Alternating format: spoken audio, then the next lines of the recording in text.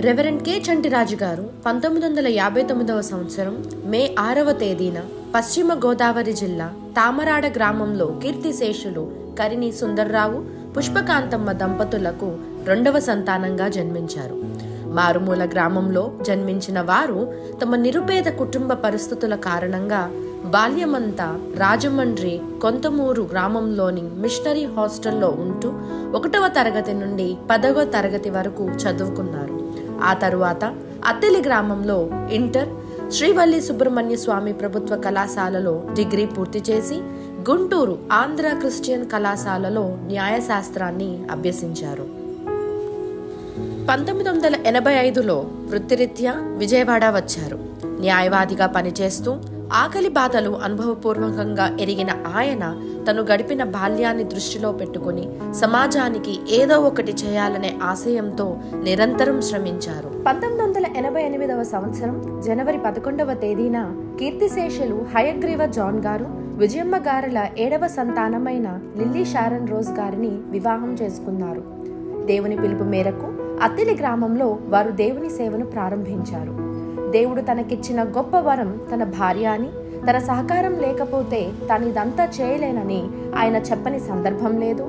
ఆమె తనకు అందించిన సహాయ సహకారాల సౌరభాన్ని ఇతరులతో పంచుకొని రోజు లేదు.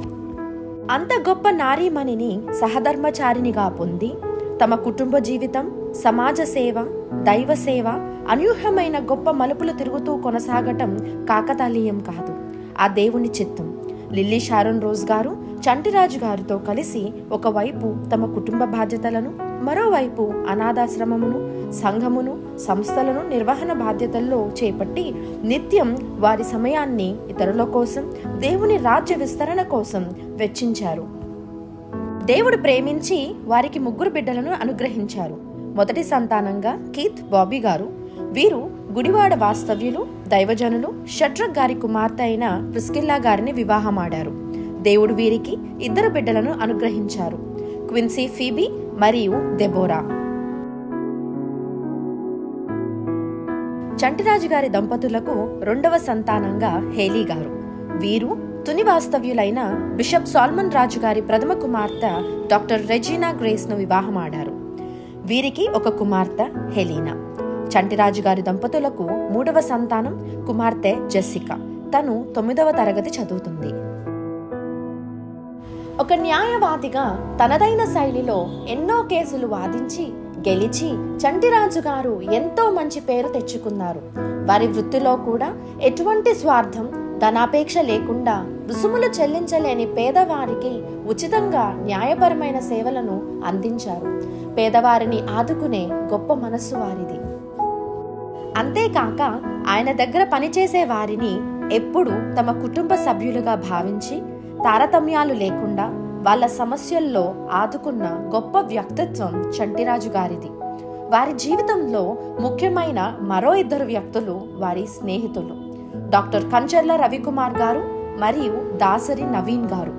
వీరిద్దరూ కూడా విజయవాడలో ప్రముఖ న్యాయవాదులే. వీళ్ళ 3ని ట్రినిటీ అని అందరూ సంబోధించేవారు. వారి స్నేహబంధం చాలా ప్రత్యేకమైనది. మేము 3 కలిస్తే గెలవలేని కేసు లేదని చంటిరాజు గారు ఎంతో గర్వంగా చెప్పేవారు. దేవుని పిలుపు మేరకు గుడ్ న్యూస్ మినిస్ట్రీస్ అనే సంస్థను 1988వ సంవత్సరంలో మార్కు సువార్త 16వ అధ్యాయం 15వ వచనం ప్రకారం, మరియు మీరు సర్వలోకమునకు వెళ్ళి సర్వ సృష్టికి సువార్తను ప్రకటించుడి అనే వాక్యాన్ని మూలంగా తీసుకుని సువార్త భారంతో ప్రారంభించారు. ఎన్నో పోరాటాలు, మరెన్నో ఒడిదుడుకులు ఎదురైనా దేవుని పిలుపు పట్ల విధేయత, విశ్వాసంతో సంస్థను కొనసాగించారు. ఒక చిన్న గుడిసెలో ప్రారంభమైన ఈ పరిచర్య దేవుని అద్భుతమైన ప్రణాళికను బట్టి అంచెలంచెలుగా అభివృద్ధి చెందుతూ ఒక పేద అనాథాశ్రమ నిర్మాణం, వృద్ధాశ్రమ నిర్మాణంతో పాటు అనేక గ్రామాల్లో గుడ్ న్యూస్ మినిస్ట్రీస్ ద్వారా మందిరాలు, నిరుపేదలకు గృహ నిర్మాణానికి తోడ్పడే స్థాయికి ఎదిగింది. ప్రతి సంవత్సరం నున్న గ్రామంలో స్థాపింపబడిన గుడ్ న్యూస్ మినిస్ట్రీస్ సియోనుపురంలో డిసెంబర్ 24వ తేదీన క్రిస్మస్ ఈవ్ను ఎంతో ఘనంగా జరిపించేవారు. అద్భుతమైన ప్రసంగాలు, పాటలు, చిన్నారుల నృత్యాలతో ఆ కార్యక్రమం దేవునికి మహిమకరంగా జరిగేది. సంఘ కాపరులు, అనాథ బిడ్డలు, వృద్ధులు, న్యాయవాదులు, రొటేరియన్లు, నున్న మరియు ఆ పరిసర ప్రాంత గ్రామస్తులందరూ ప్రభువు జన్మదిన వేడుకల్లో చాలా ఉత్సాహంగా పాల్గొనేవారు. 2006వ సంవత్సరంలో ప్రతిష్టాత్మకమైన రోటరీ క్లబ్ ఆఫ్ విజయవాడలో చంటిరాజు గారు చేరారు.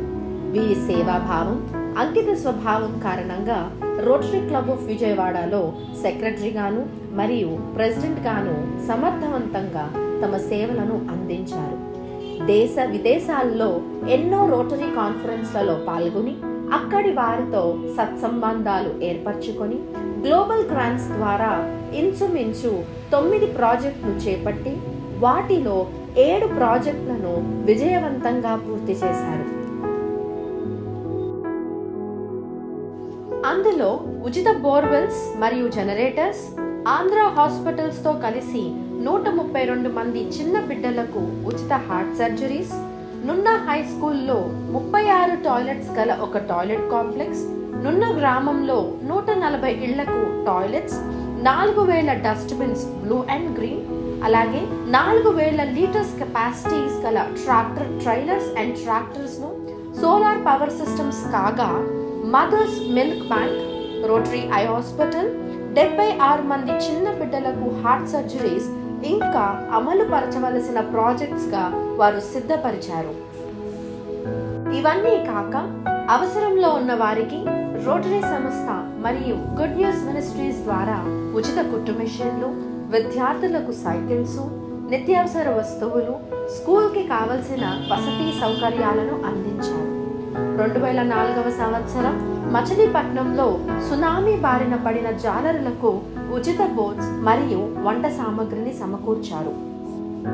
కోవిడ్-19 వంటి భయంకరమైన మహమ్మారి విలయతాండవం చేసినప్పుడు, ఇతర ప్రకృతి వైపరీత్యాల సమయంలో కూడా రోగులకు, బాధితులకు ఆహారం, మందులు నిర్విరామంగా అందించి ఎన్నో ప్రాణాలు కాపాడారు. మరెన్నో కుటుంబాలకు అండగా నిలబడ్డారు. రెవరెండ్ కె చంటిరాజు గారు కష్టం ఎరిగిన వ్యక్తి. ఇతరులకు సాయం చేయడానికి ఆయన అహర్నిశలు శ్రమించి క్రమశిక్షణతోనూ దేవుని నడిపింపుతోనూ గుడ్ న్యూస్ మినిస్ట్రీస్ సంస్థను విశ్వాసం ప్రాతిపదికగా నడిపించారు. బైబిల్లోని సామెతల గ్రంథం 2వ అధ్యాయం 6-7 వచనాల్లో ఇలా ఉంటుంది: యెహోవాయే జ్ఞానమిచ్చువాడు, తెలివియు వివేచనయు ఆయన నోట నుండి వచ్చును. ఆయన యథార్థవంతులను వర్ధిల్లింపజేయును. యుక్త మార్గము తప్పక నడుచుకుని వారికి ఆయన కేడముగానున్నాడు. ఈ వాక్యాన్ని అనుగుణంగానే దేవుడు వారికి విడువక ఎడబాయక దినదినము వర్ధిల్లింపచేసిన విషయము అందరికీ విదితమే. వారు ఆదరించని గుండె లేదు, ఆదుకోని కుటుంబం లేదు, ఓదార్చని గృహం లేదు.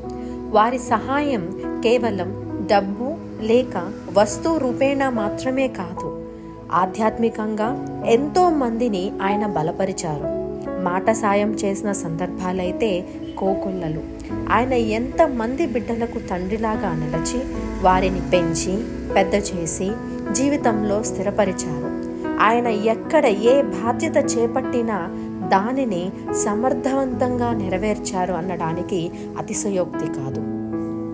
ఒక మంచి కుమారునిగా, మనసున్న అన్నగా, ప్రేమగల భర్తగా, బాధ్యతలు గల తండ్రిగా, తండ్రి వంటి మామగారిలా, ప్రభువు రాకడ కొరకు సంఘాన్ని సిద్ధపరిచే దైవజనిగా, అలుపెరగని నాయకునిగా, నిస్వార్థమైన పాలకునిగా, అందరికీ సేవకుడిగా, ఎంత ఎదిగినా ఒదిగి ఉంటూ ప్రతి ఒక్కరిని తన ప్రేమతో నింపుతూ స్వదేశంలోనే కాక విదేశాలలో కూడా గొప్ప పేరును సంపాదించుకుని ప్రతి ఒక్కరి హృదయంలో ప్రేమకు ప్రతిరూపంగా మూర్తిభవించి ఇప్పటికీ ఎప్పటికీ చరిత్రలో నిలిచిపోయే చంటిరాజు గారి జీవితం మాకు సర్వదా స్ఫూర్తిదాయకం. రెవరెండ్ కె చంటిరాజు గారు, మీకివే మా హృదయపూర్వక ఘన నివాళి.